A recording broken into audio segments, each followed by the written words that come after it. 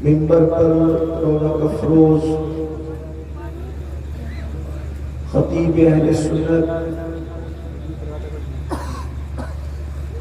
شمس ملت حضرت علامہ مفتی شمس الدین صاحب قبلہ مقدس اللہ العالی و جمیع ذوی الاحترام ذوی الاحتشام باصفا علماء کرام شعراء اسلام حاضرین میں شان کا عالم کیا ہوا تیمور لنگ کو اللہ رسول اللہ کے قدموں میں آقا کے قدموں میں آقا کے قدم کیا ہے نالین کی شان یہ ہے استاد زمن کہتے ہیں جو سر پہ رکھنے کو مل جائے نالے پاک حضور جو سر پہ رکھنے کو مل جائے نالے پاک حضور تو پھر کہیں گے کہ ہاں تاجدار ہم بھی ہیں جب نالین رسالت کی یہ شان ہے تو قدم رسالت کی شان کا عالم کیا ہوگا تیمور لنگ بادشاہ کو رسول اللہ کے قدموں میں بیٹھا دیکھ کر کے اس کے دوست نے پوچھا او دشمن خدا او دشمن خدا تو رسول اللہ کے قدموں میں کب سے بیٹھنے لگا اور تو حضور کے قدموں میں کیسے آ گیا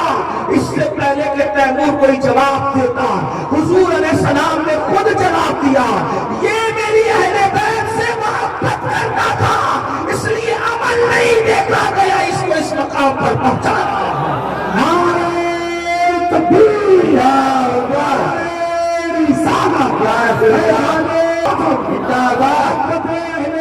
مصطفیٰ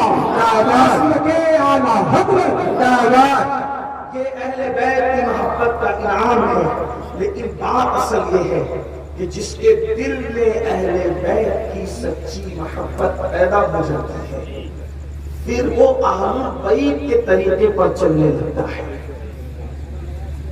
بات یہاں یہ ہے کہ ہم اہل بیت سے محبت کا دعویٰ تو کرتے ہیں لیکن ہماری زندگی کے اندر کہیں اہل بیت کا کردار نظر نہیں آتا میں صرف 2-3 باتیں پڑھوں گا اور آپ کی توجہ کا طالب ہوں اور اپنی بات مکمل سمیٹوں گا اس لیے کہ یہ وقت دعا کا تقریر کا نہیں لیکن آپ بیٹھے ہوئے محبت آپ کی بہت شکریہ آپ حضرات اتنی دیر تک بیٹھے اللہ آپ سب کو جزائے خیر کرے دیکھیے اہل بیت دین بچانے گئے کربلا میں امام علی مقام میں دین بچانا اور آج سب سے زیادہ خطرہ اگر دین کو کسی کی ذات سے ہے جملے کا تلخ لگے تو معاف کرنا لیکن اس کو سنے اور غور سے سنے آج دین کو سب سے زیادہ خطرہ اگر کسی سے ہے تو مجھے ایسا لگتا ہے کہ کافروں سے دین کو اتنا خطرہ نہیں ہے جتنا کلمہ پڑھنے والے مسلمانوں سے دین کو خطرہ ہے کیوں اس لیے کہ جتنا دین کا نقصان کلمہ پڑھنے والوں کی ذات سے ہو رہا اتنا شاید کلمے کے منکروں سے نہیں ہو رہا دین کا مذاق جتنا کلمہ پڑھنے والا اڑا رہا ہے اتنا شاید ہی کلمے کا منکر دین کا مذاق اڑائے دین کا منکر کلمے کا یا دین کا مذاق اڑائے تو ہم اس کے خلاف احتجاجی ریلیاں نکالتے میمورنڈم دیتے سب کرتے ہیں لیکن جب کلمہ پڑھنے والا خود دین کا مذاق اڑائے تو اس پر احتجاجی ریلیاں کون نکالے اس پر کون جو احتجاج کرے گا آپ کہیں گے ہم نے کیا کیا میں پوچھنا چاہتا ہوں کہ اہل بیت کے نزدیک دین کی اہمیت کتنی ہے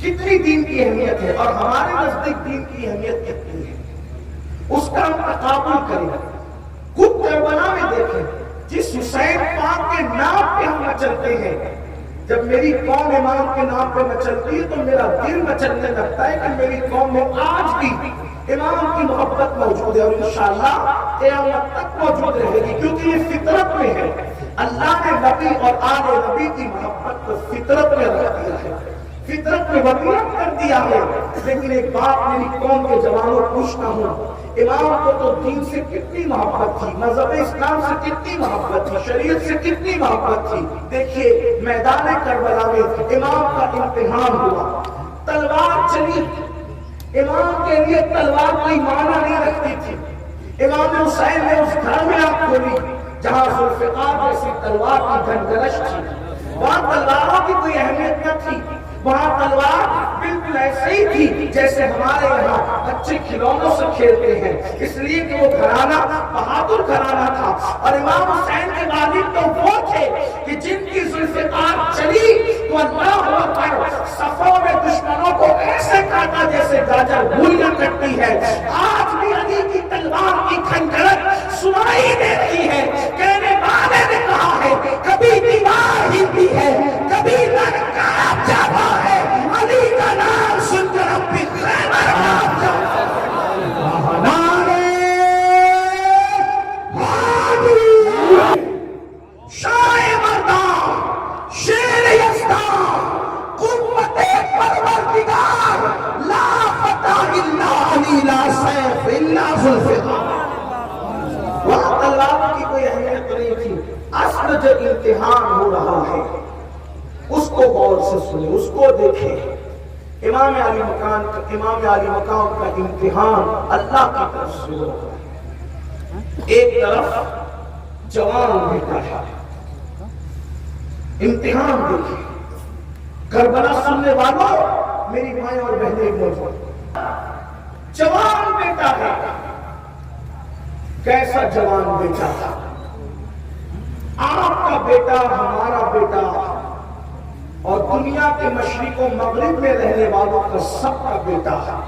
میں چیلنج سے جلدی بات نہیں کرتا، لیکن یہ بات میں چیلنج سے کرتا ہوں۔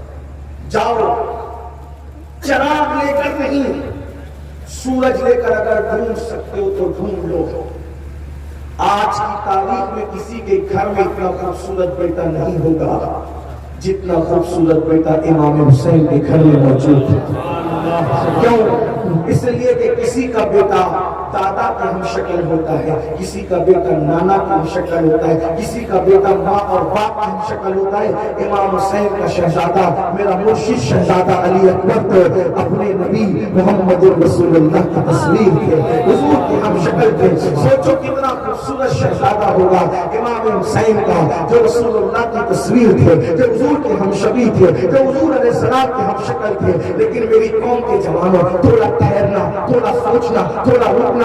میں کوئی رسمی گفتگو کرنے کی بجائے آپ کے ذہن و دماغ کو کچھ کھولنے کی سعادت حاصل کرنا چاہتا ہوں۔ حالانکہ کوئی نئی بات نہیں کر پاؤں گا، کوئی نئی بات کر بھی نہیں سکتے، کیونکہ کربلا میں جو وہی پیش کرنا ہے۔ لیکن آپ کی توجہ کا طالب ہو، اگر آپ نے سن لیا تو آپ کا بڑا احسان، غور کر لیا تو مزید احسان، عمل کر لیا تو اس سے بڑھ کر احسان۔ لیکن سنو سنو اے میری قوم کے جوانوں، امام کے نام پر، علی کے مرتضیٰ کے نام پر، سیدہ کائنات کے نام پر، نبی کے نام پہ اپنا سب کچھ قربان کرنے کی بات کرنے والوں، کربلا ہے، کربلا میں امتحان ہو رہا ہے اہل بیت کا۔ ایک طرف ہم شبیہ پیغمبر، ہم شبیہ رسول، تصویر مصطفیٰ، 18 سال کا کڑیل جوان شہزادہ، میرا مرشد حضرت شہزادہ علی اکبر ہے، علی اکبر جیسا خوبصورت بیٹا ہے، اور دوسری طرف اللہ کا دین ہے، اللہ کی شریعت ہے۔ گویا کہ یوں کہہ لیں نمازیں ہیں، داڑھی کا رکھنا ہے، اور شراب کی مخالفت ہے، نشے کی مخالفت ہے، دین کے سسٹم کو بچانا ہے۔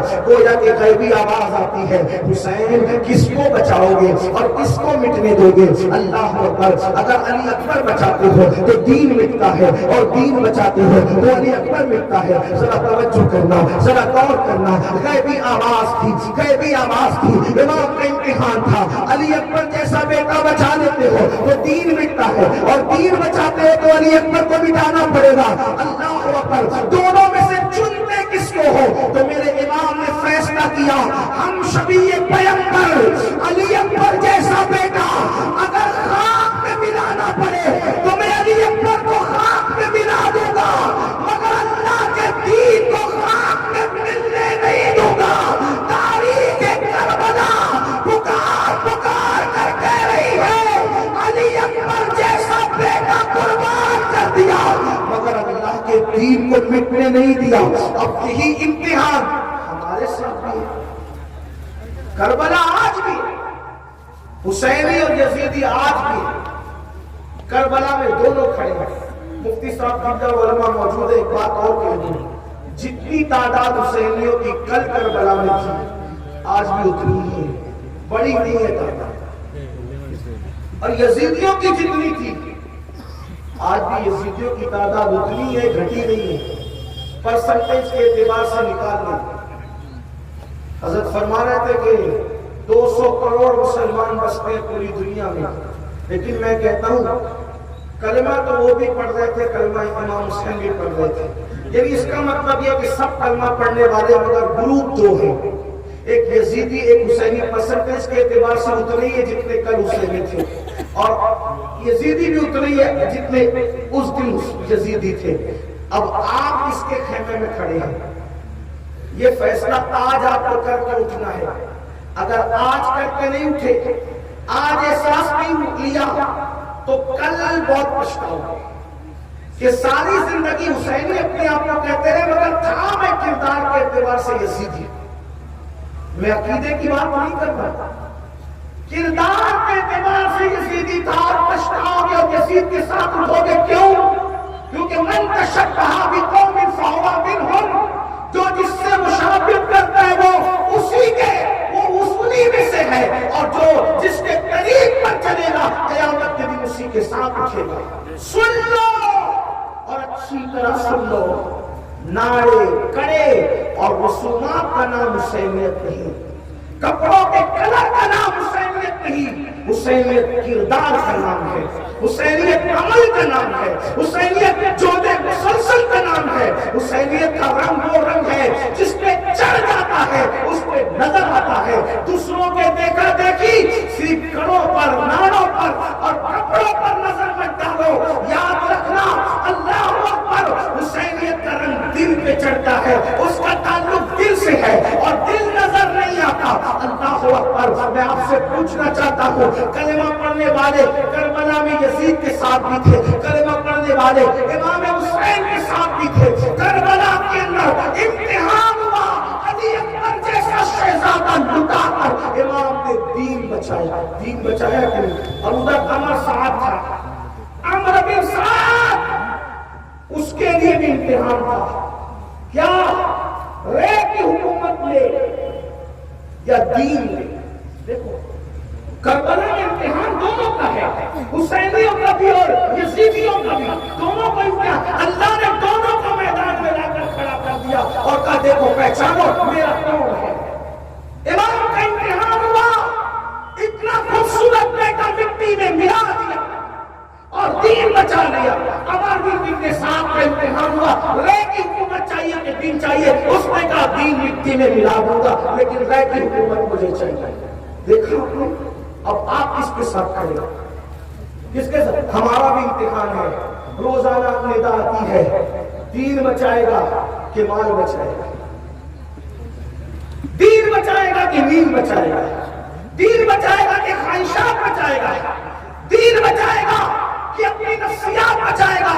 سچ بتانا مسلمانوں، ہزاروں کی تعداد میں ذکر حسین سننے کے لیے آنے والوں، جب روزانہ امتحان ہوتا ہے عمر بن سعد کی طرح ہمارا بھی، ہم کیا کرتے ہیں؟ کس کے ساتھ کھڑے؟ امام حسین کی طرح ہمارا بھی امتحان ہوتا ہے، بستر پر سوئے ہیں، ایک طرف نماز اللہ کا دین کا ستون ہے، دوسری طرف اپنی نیند ہے، بتاؤ جب ندا آتی ہے غیب سے کیا بچائے گا؟ نیند بچائے گا کہ دین بچائے گا؟ بولو۔ اگر فجر کی نماز میں سوتے پڑے ہوئے ہو، میں نہیں کہوں گا، اس لیے کہ میں کوئی مفتی نہیں، میں کوئی قاضی شرع نہیں، میں آپ کے لیے کوئی فیصلہ نہیں کر سکتا، لیکن آپ کا خادم اور ناصر ہونے کی حیثیت سے آپ کے ضمیر کو ضرور آواز دے سکتا ہوں۔ اپنے ضمیر کی عدالت میں کھڑے ہو کر کے خود فیصلہ کرو کہ راتوں کو 3 بجے تک جاگ کر اگر فجر کی نماز دھڑلے سے ترک کرتے ہو تو پھر تم کس کے خیمے میں کھڑے ہو؟ اللہ اکبر، مجھے بتاؤ، جس وقت پیسے کی بات آتی ہے، مال کی بات آتی ہے تو 200-250 روپے کا مال بیچنے کے لیے اللہ کی جھوٹی قسم کھا لیتے ہو۔ بتاؤ تم کس کے ساتھ کھڑے ہو؟ اپنی قوم کے خلاف، قوم کے دشمنوں کی مخبری کرتے ہو، تم کس کے ساتھ کھڑے ہو؟ 3-3 4-4 بچوں کی ولادت کے بعد 3-3 4-4 بچے جب گھر میں پیدا ہو جاتے ہیں تو سالن میں نمک زیادہ ہونے پر اپنی بیوی کو طلاق دے کر اس کی زندگی کو اجاڑ دیتے ہو، اس کی زندگی کو جہنم بنا دیتے ہو۔ مجھے بتاؤ تم کس کے ساتھ کھڑے ہو؟ اللہ اکبر، کھڑے ہو یزید کے ساتھ، اور دعویٰ حسینیت کا ہے نہیں چلے گا۔ اگر آج بدعملی کا شکار ہو، مسجدوں کو ویران کر دیا ہے اور داڑیاں مٹا کر گٹروں میں پھینکوا رہے ہو، کانوں میں ایئر فون لگا کر کے میوزک اور موسیقی میں ڈوبے ہوئے ہو، کسی عورت پر باپ کی نظر ہو تو گویا کہ کردار کے اعتبار سے یزید کے ساتھ کھڑے ہو. اور یاد رکھنا امام حسین اس ہستی کا نام ہے. ان کو رسومات سے دلچسپی نہیں ہے بلکہ ان کو تو شریعت مصطفیٰ سے محبت ہے.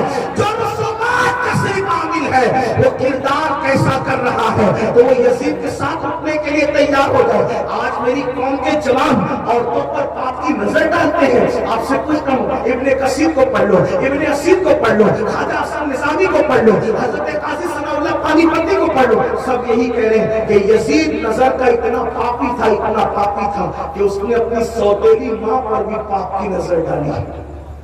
اس نے اپنی سوتیلی ماں پر بھی پاپ کی نظر ڈالی. اگر یزید کی نظر کا پاپی تھا, تمہاری نظروں سے محلے کی لڑکیاں محفوظ نہیں, تمہاری نظروں سے بھابیاں محفوظ نہیں, تمہاری نظروں سے سالیاں محفوظ نہیں, تو تم کس کے ساتھ؟ کیا معاذ اللہ وقت کے یزید نہ بن رہی ہیں لوگ اور پھر حسینی کہہ رہے؟ آئیے, یہ حسینیت نہیں ہے. امام پاک کا حال تو یہ ہے, امام پاک نے کسی نامحرم عورت کو کبھی قصدن دیکھا بھی نہیں. ان کی نگاہوں کی تطہیر یہ تھی, نگاہوں کی پاکیز کی یہ تھی کہ کہنے والا بغیر خوف و تردد کے کہہ گیا کہ اگر پورا دین کسی کی ذات میں دیکھنا ہے تو حسین ابن علی کو دیکھنا. آئیے, ہمارے گھروں کا ماحول کیا ہے, ہم کیا کرتے ہیں, اور امام علی مقام نے کس طریقے سے گھر کا ماحول بنایا. کربلا میں سب لٹ گئے, سب کٹ گیا. آپ نے سنا اس کو نہیں دوڑا تو صرف اشارے دیتا ہوں تاکہ زہر کی کڑیاں وہاں تک مل جائے. آپ نے سنا ہوگا کربلا میں سب شہید ہو گئے. ایک بیمار زین العابدین سید سجاد رزدو میں کربلا بچے ہوئے, سب شہید. ایک ایک لاش پر ظالموں نے 10 گھوڑوں کو مقرر کیا, کپڑے تک اتار لیے, لاش پہ گھوڑے دوڑائے. امام علی مقام کا وہ سینہ بے کینہ جس کو رسول اللہ اپنے سینے سے لگاتا تھا, جس کو چومتے تھے, جس کے بارے میں کہ حسین منی وانا من الحسین, حسین مجھ سے میں حسین سے, حسین میرا ہے میں حسین کا. احب اللہ من احب حسین, جس نے حسین سے محبت کی اللہ اس کو اپنا محبوب بنا لیتا ہے. حسین اصبت من الاسباط, حسین میرے بیٹوں میں بیٹا ہے. وہ امام علی مقام کی لاش پر 10 گھوڑے متعین کیے, کپڑے اتار کر اور گلا کاٹ کر سارے شہیدوں کے گلے کاٹ دیے, حتیٰ کہ 6 مہینے سے ننھے سے شہزادے علی اصغر کو بھی نہیں چھوڑا, ان کا بھی گلا کاٹ دیا گیا. بیویوں کی چادریں چھین لی گئی, خیمے جلا دیے گئے, شہزادیوں کا نکال کیا, اور امام زین العابدین کے نیچے چمڑے کا بستر تھا وہ بھی چھین لیا. شہزادی سکینہ کی کان کی ایسی بالیاں چھینی کہ کان کٹ گیا, خون کی پھواریں نکلی. شہزادی سکینہ نے سوچا یتیموں پر تو کافر بھی رحم کرتے ہیں, تو ان یزیدیوں سے کہا میں حسین کی یتیم ہوں, مجھ پہ رحم کرو. تو شہزادی سکینہ کے چہرے پہ تماچے مارے اور آخری اس پہ کیا کہ بیویوں کے ہاتھ میں رسیاں باندھ دی گئی, سیدزادیوں کی سیدانیوں کے ہاتھ میں رسیاں باندھ دی گئی, پیروں میں بیڑیاں ڈال کر کے انہیں باندھ کر اونٹوں کی ننگی پیٹھ پہ بٹھا دیا گیا. اونٹوں کی ننگی پیٹھ پہ بٹھایا اور بیمار زین العابدین جو کئی دن کے بھوکے پیاسے تھے ان کے ہاتھ میں اونٹوں کی نکیر اس طرح ڈالی گئی کہ گلے میں توپ تھا, ہاتھوں میں ہتھکڑیاں تھیں. گویا کہ اللہ اکبر, امام حسین کے سگے بیٹے اس سید کے گلے میں توپ ڈال کر کے, ہاتھ میں ہتھکڑیاں ڈال کر کے کسی حضرت پیر سید نصیر الدین نصیر نے بڑی خوبصورت بات ہے کہ تماچے مار لو, خیمے جلا لو, قید میں رکھ لو. تماچے مار لو, خیمے جلا لو, قید میں رکھ لو. علی کے گل رخوں کی, علی کے گل رخوں سے بوئے زہرائی نہیں جاتی, علی کے گل رخوں سے بوئے زہرائی نہیں جاتی. اور عداوت کے بھی نصیر کچھ نہ کچھ آداب ہوتے ہیں, عداوت کے بھی نصیر کچھ نہ کچھ آداب ہوتے ہیں. کسی بیمار کو زنجیر پہنائی نہیں جاتی, بیماروں کا بھی تو کچھ خیال کیا جاتا ہے. لیکن ظالموں نے کس قدر ظلم کی حد کی خاندان نبوت تک کہ امام زین العابدین کے گلے میں نکیلے لوہے کا توق تک ڈالا، ہاتھ میں ہتکڑیاں ڈالی، پیروں میں بیڑیاں، اور آپ کے ہاتھ میں اونٹوں کی نکیر دے دی گئی۔ جب اٹھنے کی طاقت نہیں تھی نکیر پکڑ کے کھڑے ہوتے تو گر جاتے، اور جب گرتے تو پیٹھ پر درہ مارا جاتا۔ یہ حالت ہے۔ اور جب 11 یا 12 محرم کو لوٹا پیٹا قافلہ سیدانیوں کا کربلا سے رخصت ہوا تو کٹی پیٹی لاشوں کو دیکھ کر سیدہ زینب پاک نے مدینہ منورہ کی طرف رخ کیا اور رخ کر کے کہا، نانا جان، اللہ اور اس کے فرشتے آپ پر درود نازل کریں، آپ پر درود ہے اور فرشتوں کی۔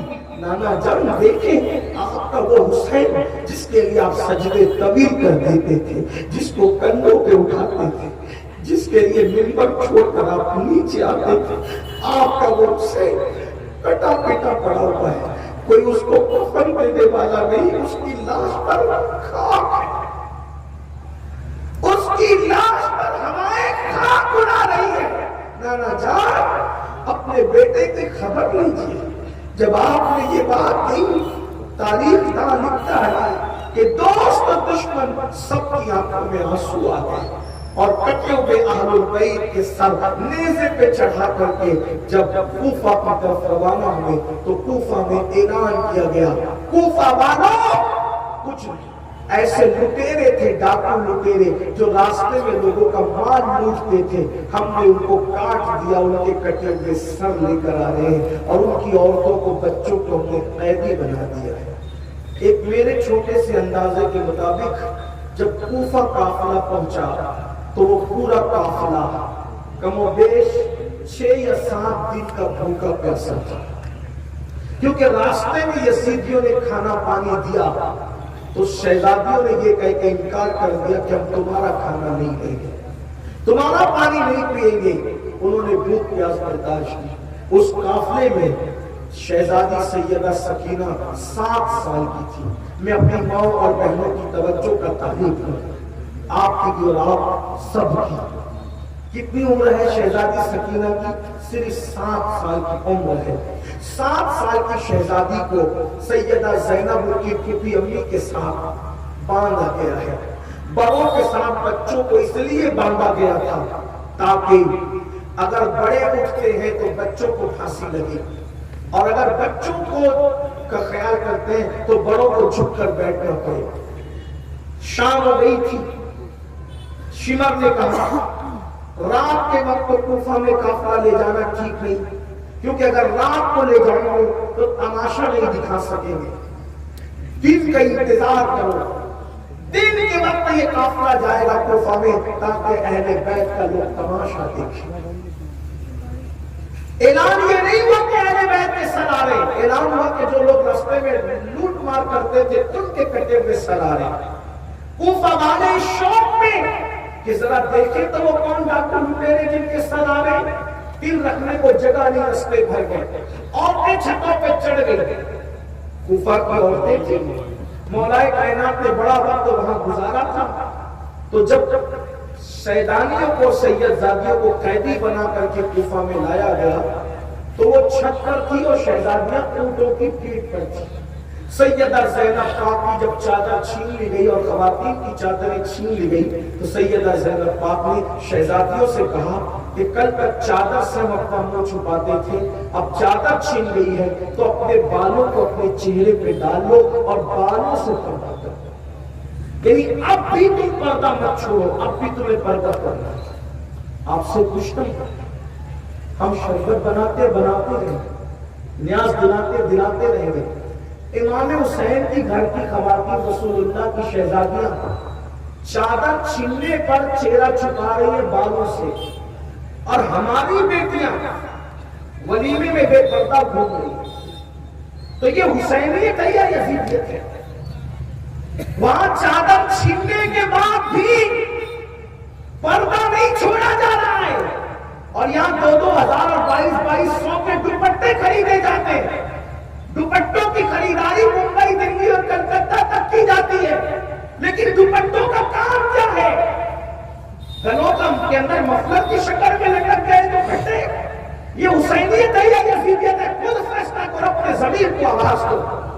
کہ وہاں تو شہزادیاں چہرے پہ بال ڈال کر کے پردہ کر رہی ہے. اور اس سے بڑی بات، جب یہ لٹا ہوا قافلہ کر جب وہ کوفہ میں پہنچا تو کوفہ کی عورتیں روٹی اور کھجور ان پہ پھینک رہی تھی اور وہ کہتی تھی ہمیں کیا کام کہ بچے کس کے اور عورتیں کس کے، ہم تو اتنا جانتے ہیں کہ قیدیوں کو کھلانے پلانے سے ثواب ملتا ہے. تو انہوں نے کہا صدقہ صدقہ صدقہ. توجہ کرنا، یہیں پر آپ کو لانا چاہتا تھا اور اپنی گفتگو کو ایک کی طرف لے جانا چاہتا ہوں. توجہ کریں دھیان سے.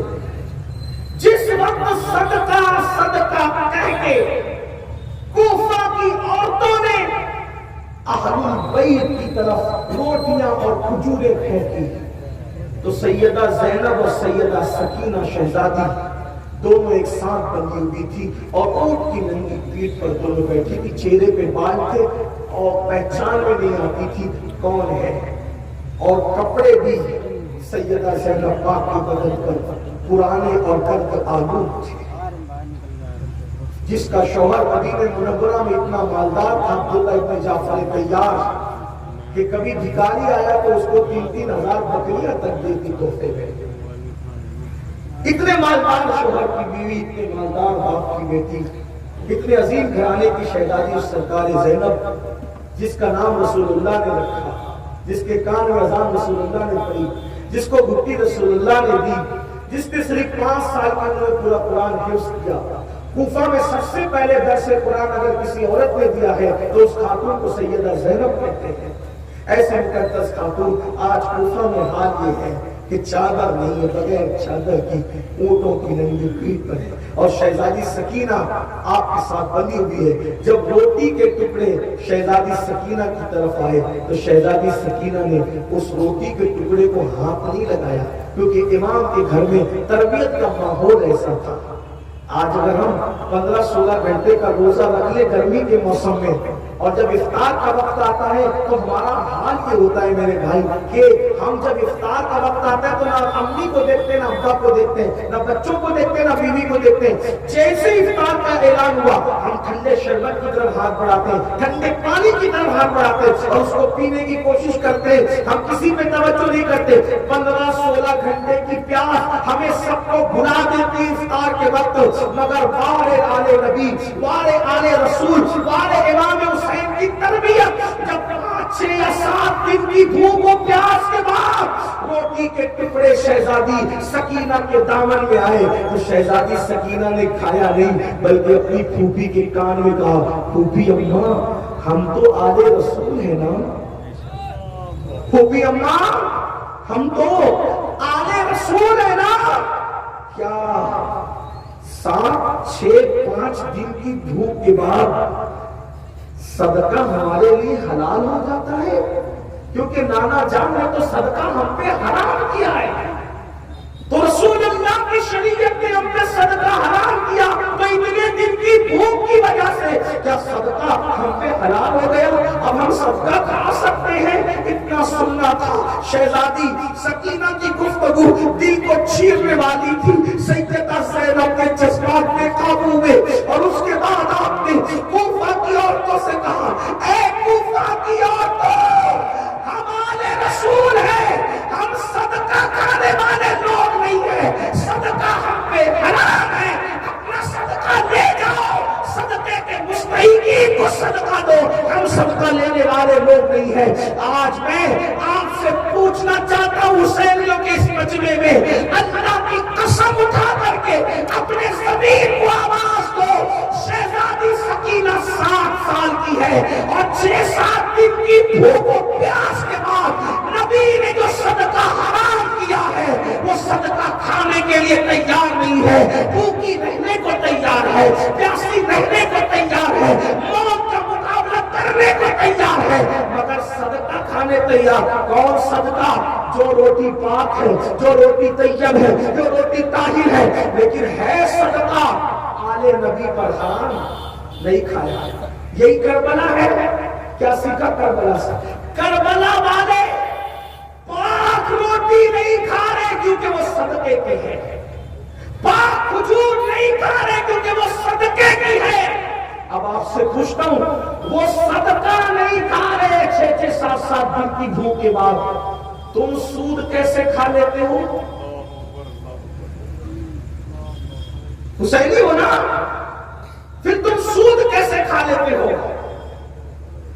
کیونکہ سود تو سور کی طرح حرام ہے، جیسے سور حرام ہے ویسے سود حرام ہے۔ وہ صدقہ نہیں کھا رہے 6-7 دن کی بھوک کے بعد، اور تم سود کے دھندے کر رہے ہو۔ کس کے خیمے میں کھڑے ہو؟ کس کے ساتھ کھڑے ہو؟ میں بولوں گا نہیں، آپ نے بھی نہیں بولنا، لیکن اپنے ضمیر کو آواز دو۔ وہ صدقہ نہیں کھا رہے، پاک روٹیاں صدقے کے نام پہ تو نہیں کھا رہے، اور تم نشے کی گولیاں کیسے کھاتے ہو؟ تم شراب اپنی حلق میں کیسے اتار لیتے ہو؟ تم جوئے کی رقم کیسے کھاتے ہو؟ تم چوری کی رقم کیسے کھاتے ہو؟ تم دھوکہ دیے پیسے کیسے کھا لیتے ہو؟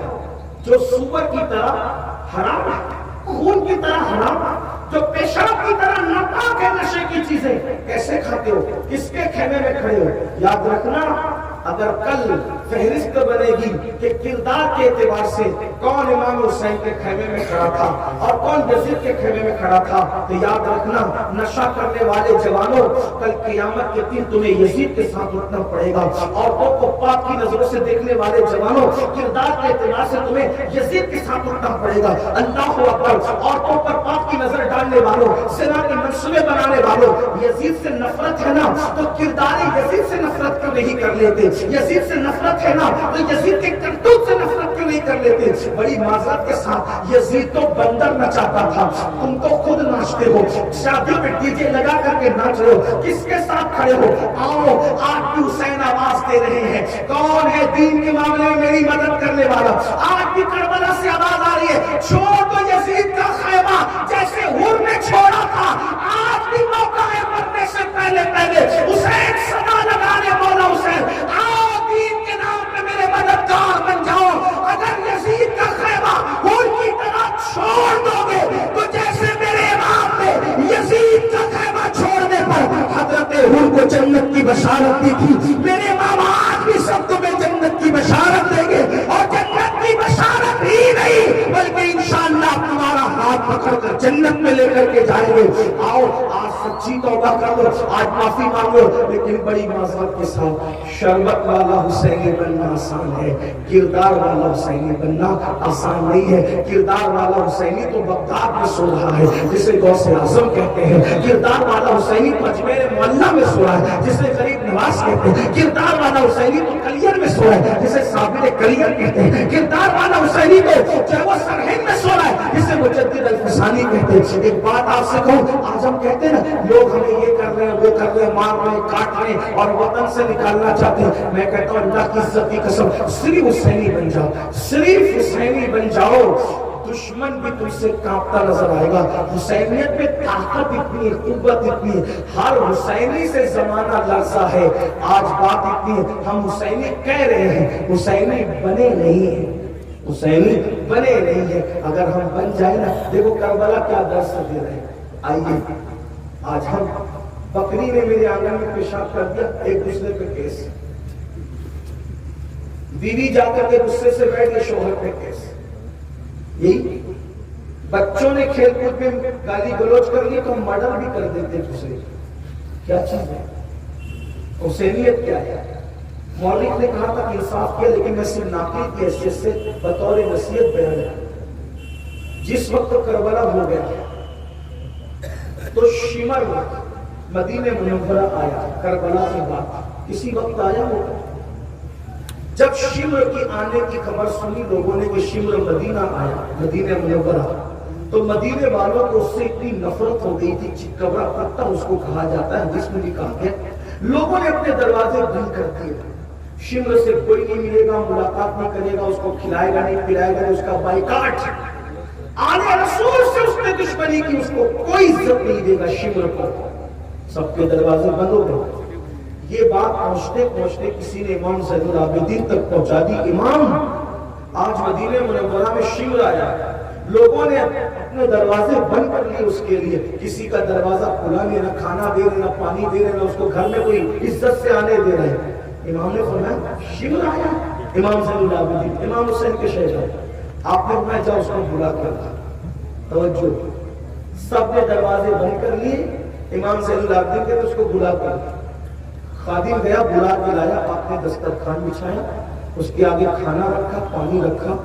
جب وہ بھوکا پیاسا تھا، امام زین العابدین کو دیکھا، پہچان لیا، جلدی جلدی سے کھایا بھی پیا بھی، اور کھانے پینے کے بعد جب پورا فارغ ہو گیا تو کہنے لگا اے علی، امام زین العابدین کا اصل نام علی ابن حسین ہے، کہا اے علی، شاید آپ نے مجھے پہچانا نہیں اس لیے اتنا احسان کیا، میں آپ کو بتا دوں جاتے جاتے آپ نے مجھے پہچانا نہیں اس لیے مجھ پہ اتنا احسان کیا۔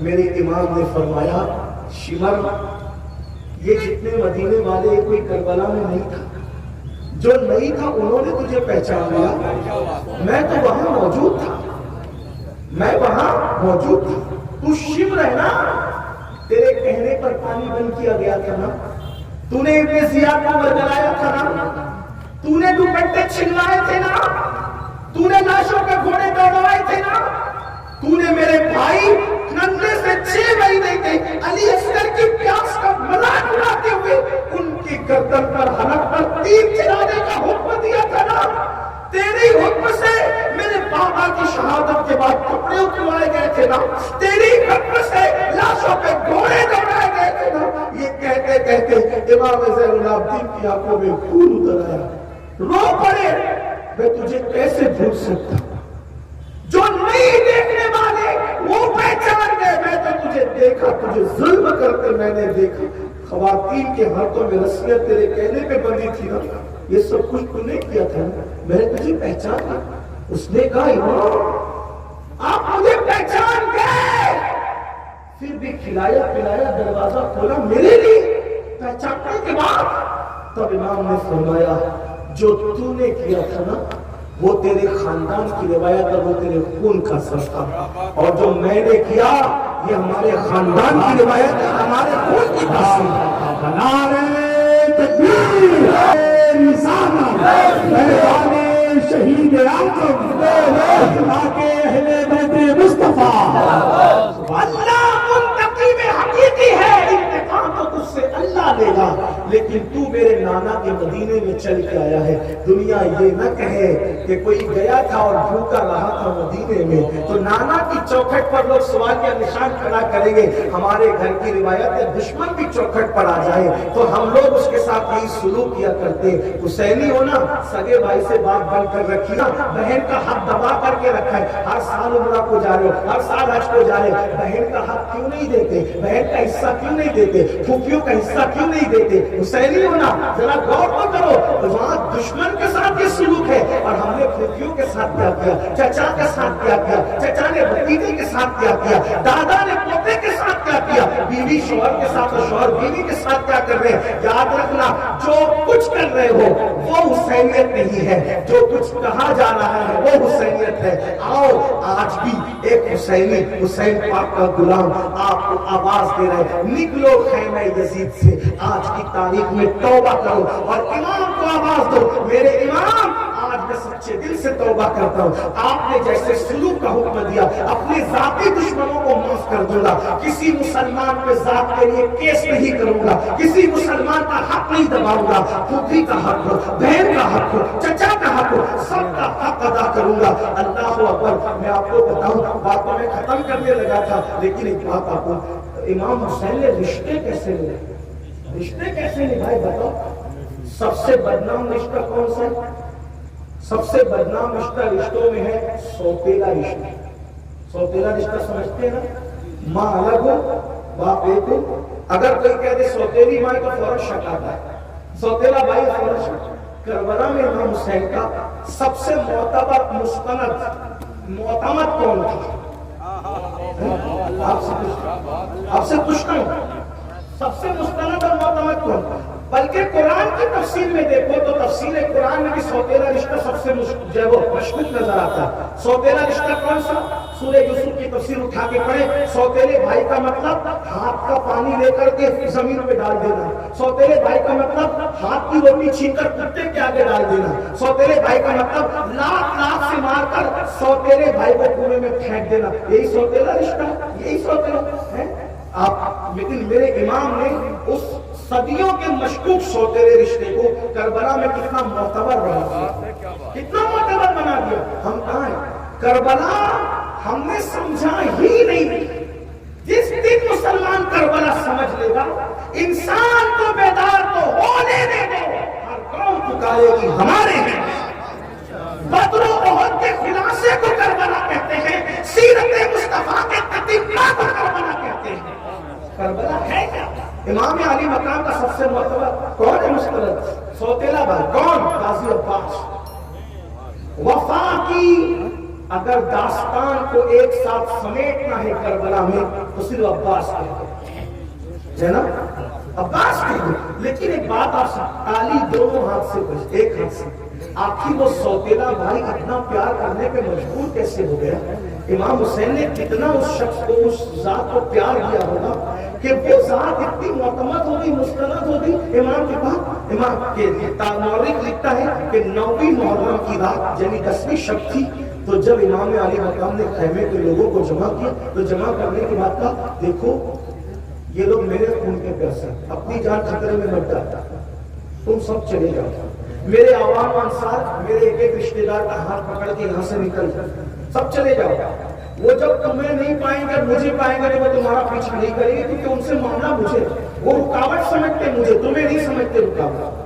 وہ میں موجود رہوں گا تو وہ تمہیں نہیں. جاؤ جاؤ زندگی جیے, کل تم پر کوئی الزام نہیں, جاؤ میں نے تم سب کو جو ہے اجازت دے دی, چلے جاؤ. اچھا میرا چہرہ دیکھ کر نہیں جاتے شرم اور حیا کی وجہ سے, یہ لوگ میں چراغ بجھا دیتا.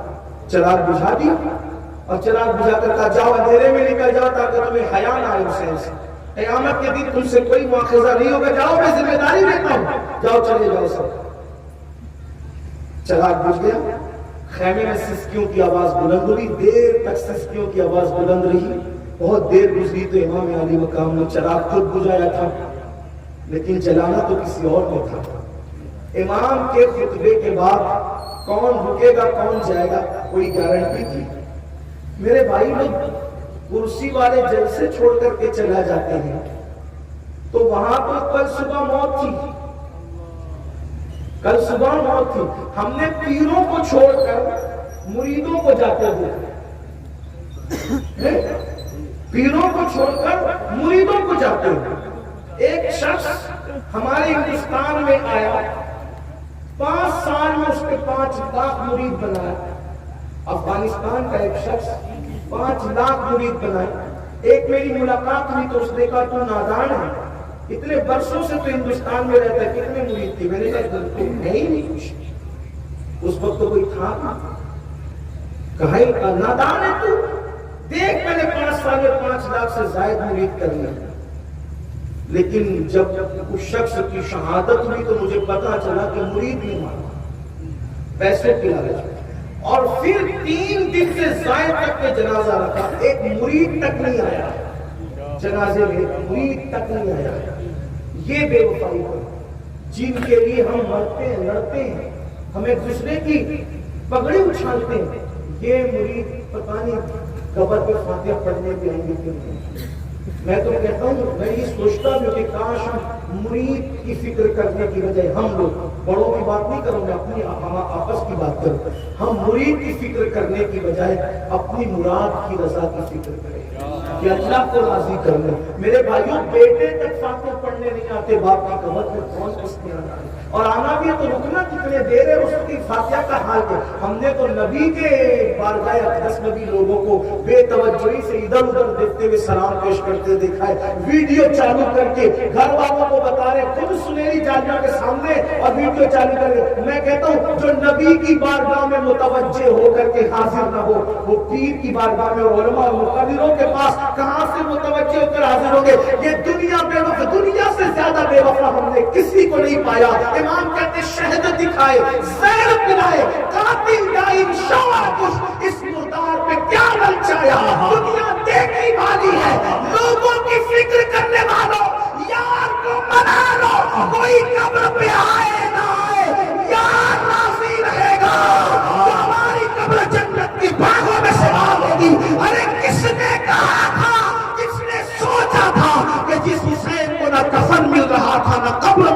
تھی، ان کی قبر بھی شان سے بنے گی۔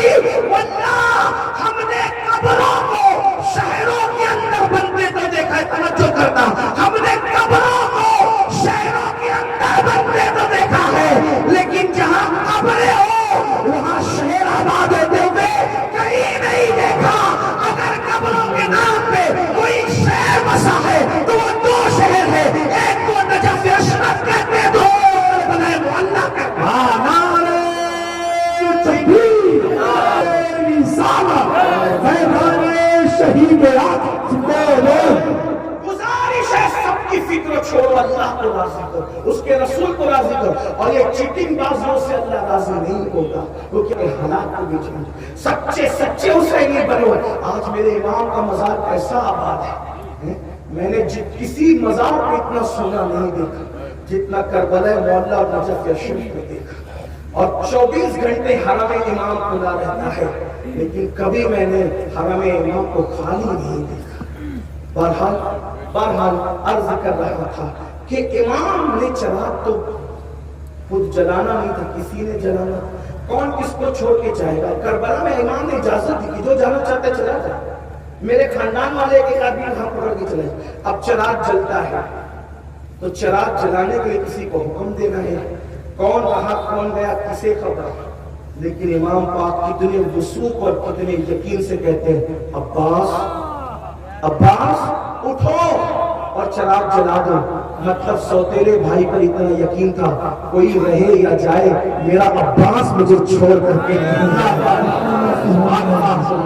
اسی لیے میں اس نتیجے میں پہنچا ہوں، رسول اللہ کے اصحاب میں سر وفا، اگر ہم کسی کو نام دے سکتے تو اسے صدیق اکبر کہتے ہیں۔ سب وفادار تھے، لیکن جانے وفا اگر کوئی وہ صدیق اکبر ہے، سب وفادار تھے، لیکن کربلا میں اگر رنگ صدیقی کوئی ادا کرتا ہے اور امام علی مقام کا واقعی دست بازو بنتا ہے تو اسے عباس کہتے ہیں۔ آخر سوتیلے بھائی کو کتنا پیار دیا ہوگا امام نے، تو یہ رشتے میں محبت پیدا ہوئی۔ آج ہم تو سگے بھائی کو پیار نہیں دے پا رہے، پڑوسی کو بلا کر کے ہم کھلا نہیں پا رہے، ماں باپ کو کی دعوت نہیں کر پا رہے۔ یاد رکھیے کس کے ساتھ کھڑے رہے، اللہ سے اللہ کی بارگاہ میں توبہ کرنا، بدل جاؤ۔ بلکہ ایک خوبصورت سی بات یاد آتی ہے لیکن ٹائم زیادہ ہوا، اس لیے میں پھر کبھی انشاءاللہ بس اتنا کہہ کر کے کہ آؤ یزیدی خیمے سے دیکھو تمہارا عقیدہ اچھا ہے، ایمان والے بھی ہو، میں تمہیں یزیدی نہیں کہہ رہا ہوں، پھر کچھ لوگ باتوں کو دوسرا رنگ دیتے ہیں، یزیدی نہیں کہتے، لیکن اتنا ایمان ہے، عقیدہ ہے، صحیح مسلک پر ہو، مگر کردار کے اعتبار سے بھٹک گئے ہو، یزیدی کردار کو اپنا لیا ہے، توبہ کرو، معافی مانگو، آج بدل جاؤ، پھر دیکھنا میرے امام کا کیسا کرم چھما چھم برسے گا، یہاں بھی کامیابی وہاں بھی کامیابی۔ اللہ مجھے آپ سب کو اللہ کی توفیق دے، گفتگو کے درمیان میں غلطی تو اللہ معاف کرے۔ استغفر اللہ ربی ان ربی لغفور رحیم وما علینا الا البلاغ۔ السلام علیکم ورحمۃ اللہ وبرکاتہ۔ اب آئیے صاحب، ایسا نہیں ہے کہ جلسہ نہیں چلے گا، چلے گا جلسہ، دلبر شاہی مکمل آپ کی خدمت کریں گے اور عظمت بھاگلپوری بھی مکمل کلام پڑھیں گے انشاءاللہ۔